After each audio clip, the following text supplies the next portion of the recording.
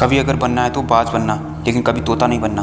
तोता बोलता तो बहुत है लेकिन ज़्यादा ऊंचाई तक उड़ नहीं सकता। बाज बोलता तो बहुत कम है लेकिन सबसे ऊंचाई पर उड़ता है और बाकी पंछियों का राजा होता है बाज। आज आपको 5 पॉइंट्स ऐसे बताऊंगा जो आपको बाज से सीखने चाहिए और लाइफ की बहुत बड़ी लर्निंग इन 5 पॉइंट्स में है। पहला लेसन, ईगल फ्लाई अलोन।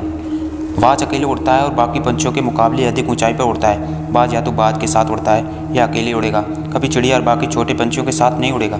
इससे हमें यह सीख मिलती है कि हमें छोटी सोच के लोगों से हमेशा दूर रहो और अकेले रहो। वो समय है जो खुद को जानने की असली मौका है। दूसरा लेसन, बाज का विजन बहुत ज़्यादा क्लियर होता है और बहुत ज़्यादा स्ट्रॉन्ग होता है। बाज अपने शिकार को 5 किलोमीटर दूर से देख लेता है और जब एक बार बाज को अपना लक्ष्य दिख जाता है तो उसके बाद रास्ते में कितनी भी मुश्किलें क्यों ना आए, वो अपने लक्ष्य को हासिल करके ही दम लेता है। इससे भी बहुत बड़ी सीख मिलती है कि अपना विज़न क्लियर रखो, उसको हासिल करने के लिए कितनी भी मुश्किलें क्यों ना आए, पीछे मत हटो उस बाज की तरह। तीसरा लेसन, ईगल नेवर ईट डेड थिंग्स। बाज कभी भी मरे हुए जानवर को नहीं खाता है, वो हमेशा जिंदा शिकार करता है। इससे हमें यह सीख मिलती है जो हमारा पास्ट है वो मर चुका है, तो उन मरे हुए सड़े हुए थॉट्स पर ध्यान मत दो, जो अपने आने वाली ताज़ी फ्रेश ज़िंदगी पर ध्यान दो।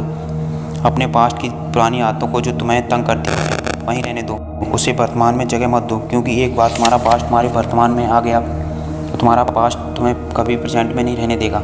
पास्ट में तुम्हारे कितना भी बुरा क्यों ना हुआ हो, प्रेजेंट में आके वो सब कुछ थॉट मर चुके हैं। उस बाज की तरह बनो जो कभी मरी हुई चीज़ें नहीं खाता है। चौथा लेसन, जब आंधी तूफान आते हैं तो बाज बहुत ज़्यादा एक्साइटेड हो जाता है और जब बारिश होती है तब सारे पंछी छिप कर बैठ जाते हैं, लेकिन बाज को बहुत मज़ा आता है। और जब तेज़ हवाएं चलती हैं तो बाज उन हवाओं के सारे ऊपर और तेज़ी से उड़ता है और ऊपर उड़ते उड़ते इतना उड़ जाता है कि बादलों से भी ऊंचा उड़ जाता है।